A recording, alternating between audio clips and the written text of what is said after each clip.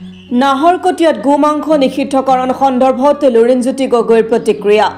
মুখ্যমন্ত্ৰী ডক্টৰ হিমন্ত বিশ্ব শৰ্মাৰ কেবিনেটে হোটেল ৰেষ্টুৰাৰ লগতে ৰাজহুৱা অনুষ্ঠানৰ ভোজভাতত গোমাংস নিষিদ্ধ কৰাৰ সিদ্ধান্ত গ্ৰহণ কৰাৰ পিছতেই প্ৰতিক্ৰিয়া ব্যক্ত কৰিছে অসম জাতীয় পৰিষদৰ সভাপতি লুৰিণজ্যোতি গগৈয়ে বৃহস্পতিবাৰে নাহৰকটীয়াত সংবাদ মাধ্যমৰ আগত নিজৰ প্ৰতিক্ৰিয়া ব্যক্ত কৰি লুৰিণে ক'লে যে সাম্প্ৰদায়িক মেৰু বিভাজনৰ ৰাজনীতিৰ জৰিয়তে 2026 চনৰ নিৰ্বাচন পাৰ হ'ব পাৰি তাৰ কাৰণে চূড়ান্ত পৰ্যায়ত মানুহৰ মনত সাম্প্ৰদায়িক পৰিৱেশ এটা সৃষ্টি কৰিব বিচাৰিছে দ্বিতীয়তে গোমাংস নিষিদ্ধ কৰাৰ লগতে গৰু সিন্ডিকেট চক্ৰ শক্তিশালী হৈ উঠিব গৰু সিন্ডিকেটৰ লগত বিজেপিৰ নেতাকৰ্মী জড়িত এই গৰু সিন্ডিকেটৰ জৰিয়তে 2026 নিৰ্বাচনৰ বাবে ধন আহৰণৰ এক কৌশল ৰচনা কৰিছে বিজেপিয়ে দেখত গোমাংস ৰপ্তানি কৰা ডাঙৰ ডাঙৰ কোম্পানীৰ পৰা বিজেপিয়ে ইলেক্ট্ৰল বণ্ডৰ জৰিয়তে চান্দা লয় তদুপৰি সামগুৰিৰ নিৰ্বাচনত বিজেপি দলে গোমাংস বিতৰণ কৰাৰ লগতে গোমাংসৰ ভোজভাত খুৱাই নিৰ্বাচনী বৈতৰণি পাৰ হ'ল যাৰ ভিডিঅ' এতিয়া ৰাইজৰ হাতে হাতে আছে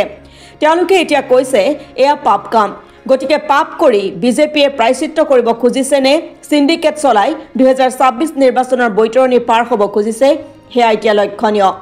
বিজেপিয়ে সাম্প্ৰদায়িক মেৰুকৰণৰ অস্ত্ৰ হিচাপে এতিয়া গোমাংসক ব্যৱহাৰ কৰিছে বুলি মন্তব্য কৰিছে লুৰিণজ্যোতি গগৈ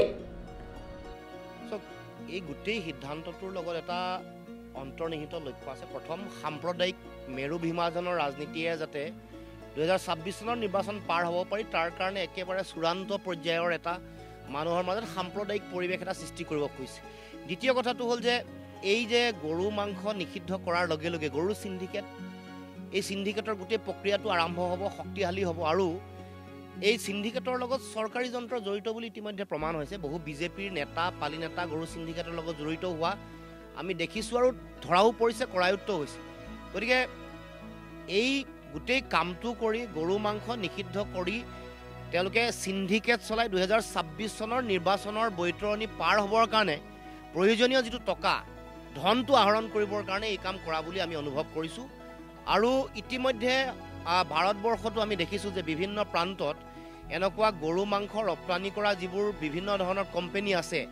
এই কোম্পানীবোৰৰ পৰা বিজেপি দলটোৱে তেওঁলোকে বিভিন্ন সময়ত ইলেক্ট্ৰল বণ্ডৰ যোগেদি চান্দা লৈছে যিটো কথা ইতিমধ্যে ইলেকশ্যন কমিশ্যনৰ ৱেবছাইটত আছে মই কোম্পানীবোৰৰ নামেই কৈ দিব পাৰোঁ ভাৰতবৰ্ষৰ আটাইতকৈ বেছি গৰু মাংস বিদেশলৈ ৰপ্তানি কৰা কোম্পানীবোৰৰ পৰা তেওঁলোকে বিজেপি দলে চান্দা লৈছে আৰু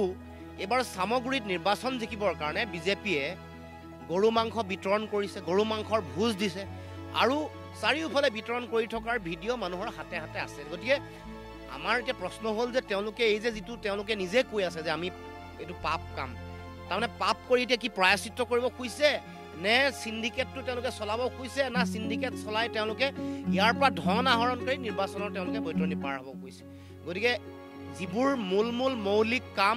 এই কামবোৰ কৰিব পৰা নাই অত্যাৱশ্যকীয় সামগ্ৰীৰ মূল্য নিয়ন্ত্ৰণ কৰিব পৰা নাই পেট্ৰল ডিজেল গেছৰ চিলিণ্ডাৰৰ দাম কমাব পৰা নাই নিবনুৱা 22 লাখ নিবনুৱা পঞ্জীভূত নিবনুৱা আমাৰ চৰকাৰী যি পঞ্জীভূত নিবনুৱা তেওঁলোকৰ চাকৰি আজিলৈকে দিব পৰা নাই তাৰ লগতে অসম চুক্তি 6 নম্বৰ দফা কাৰ্যকৰী কৰিব পৰা নাই 6 জনগোষ্ঠী জনজাতিকৰণ দিব পৰা নাই তাৰ উপৰিও আমি দেখিছোঁ যে বিদ্যুতৰ মাচুল বাঢ়িছে এতিয়া স্মাৰ্ট ডকাইত তেওঁলোকে চৰকাৰে দিছে গতিকে